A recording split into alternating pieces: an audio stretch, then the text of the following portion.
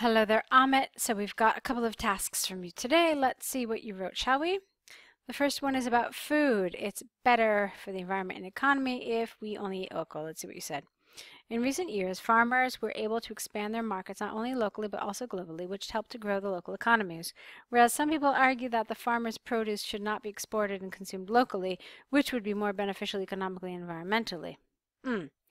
Well, I was expecting another half of this sentence. You see, when you use something like whereas, you have to have some sort of contrast within the same sentence. So um, you either should have linked this to the previous sentence or you should have had, what you could have done. You could have then said, whereas some people argue this, I believe local food has higher demand in other countries, which is beneficial for both the farmers and for foreign markets, without this comma.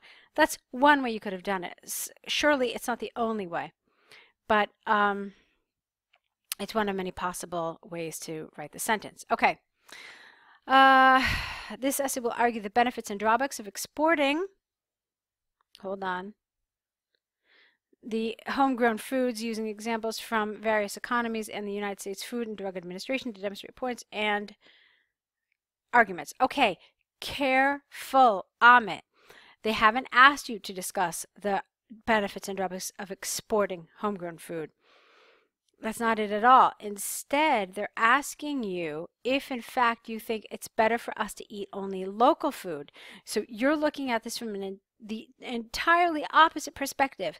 Really be careful. If this is actually how you develop it, then you're going to be off topic. Okay? All right, let's see.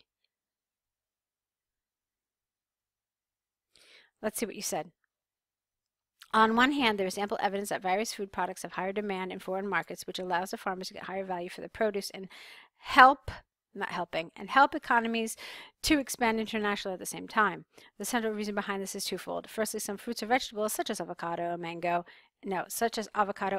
mango, can only be produced under particular soil conditions and environment, or particular soil and environmental conditions ideal.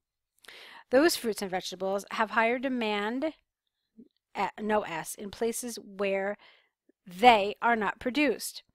Secondly, locally grown food is of more financial value in foreign markets. For instance, onions, no capital, grown in India are sold at a 30% higher price than in local markets. Therefore, it is conclusively clear that the locally grown food has a significant impact on the economy. Not what you're supposed to be talking about, Amit. I said it in your introduction. Unfortunately, this is totally off topic.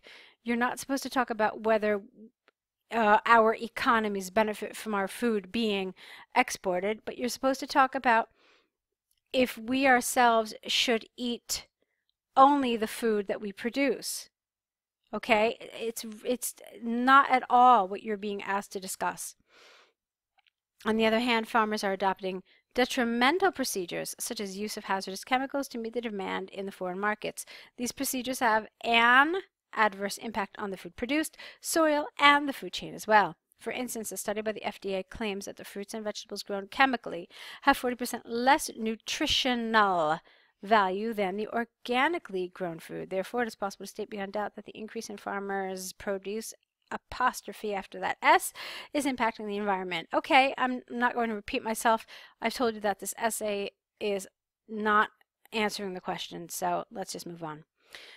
From arguments and examples given, I firmly believe that locally produced food has a notable impact on the economies and on the which economies? The economies. Like I should know which economies you're talking about.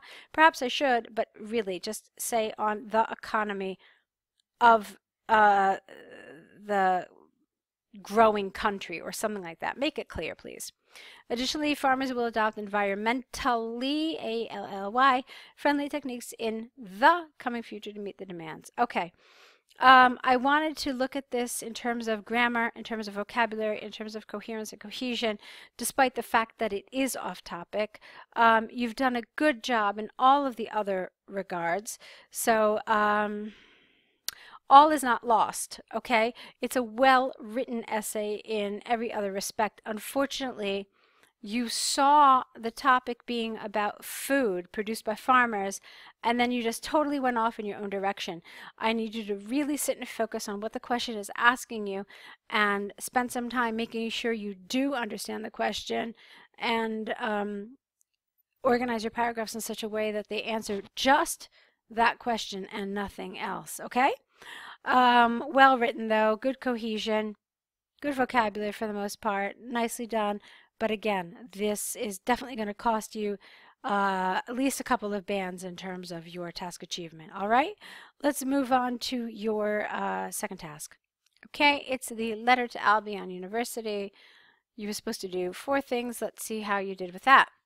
Dear Sir, Madam, I'm writing to apologize for not being present at the exam on Friday. On the day before the exam, I was suffering from a mild fever and some symptoms of cold.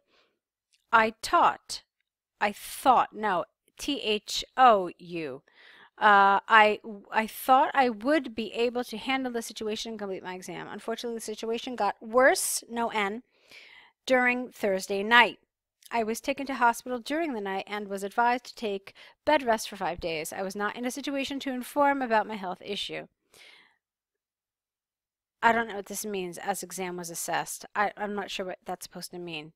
I am really worried about having missed it. Okay. As the exam has already passed and been assessed, I am really worried about having missed it and hope it will not affect my final grades. I am feeling much better today, and I was wondering if it would be possible for me to write the exam later this week. I have enclosed doctor's prescription and medical bills as evidence in the mail. Once again, I apologize for the inconvenience. Thank you. Regards. Okay. So, you extended. Let's talk about what you did and what you didn't do. Did you apologize? Yes, you did. Did you identify yourself? No, not at all. Not in any way at all. Not your name, not your student number, not your case number. Did you give an explanation? Yes. Did you give possible resolutions? Well, you gave a resolution, but you did not give 2. You only said that you want to take the exam again later this week. However, this clearly states resolutions, plural. Okay, so this is going to cost you in terms of, again, your task achievement. It's only partially answered. However, a bigger problem than this is the fact that you did not identify yourself. You didn't give me your name, your student number, or your case number. So take a look at this. Do you see this? This is the Task 1 Public Band Descriptors for writing. Where is it? Okay, it says, does not cover all key features bullet points. Okay, does not cover key bullet points. I would say that this is very key, okay? You have 4 things to do. That's the whole purpose of this letter. And the extent to which you do those 4 things is going to affect your task achievement score. You didn't cover number 2 at all, and so that's going to cost you. As you can see there, it brings you down to this number. Okay, now in terms of the fact that you missed the second resolution or third, that's also going to cost you. But since we're already at that other area for the task achievement because of the failure to complete the second bullet, it really doesn't matter.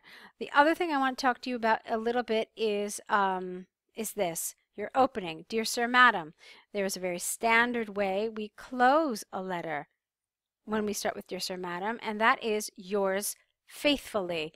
It's just a convention of letter writing.